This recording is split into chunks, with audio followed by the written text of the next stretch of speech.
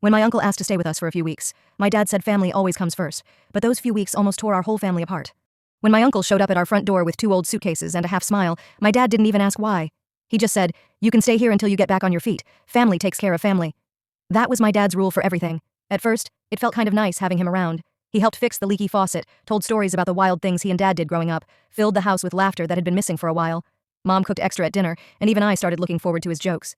But a few weeks turned into 2 months, and little things began to shift. He'd borrow cash from Dad's wallet, forget to clean up after himself, and start drinking in the living room at night while the rest of us were trying to sleep. Mom would sigh quietly every time she found an empty bottle in the trash. I started noticing tension between my parents. Small things at first. Mom asking, "How long is a few weeks?" Dad saying, "He just needs time." But their voices were getting sharper. Then one evening when Dad came home from work, the power bill was sitting on the counter, unpaid. Mom said she'd use the money to cover groceries because Uncle promised he'd pay her back. Dad turned pale. I could tell something inside him cracked. That night I heard their voices again from the kitchen, but this time, Dad wasn't whispering. He said, "He's not trying to get back on his feet, he's using us to stay down."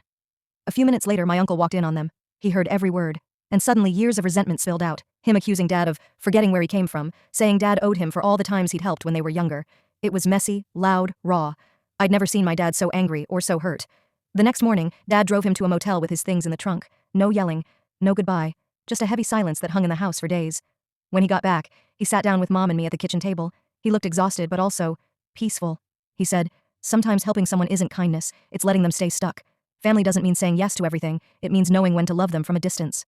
I'll never forget that, because for the first time, I realized how hard it is to set boundaries with the people you love most, and how much strength it takes to do it anyway.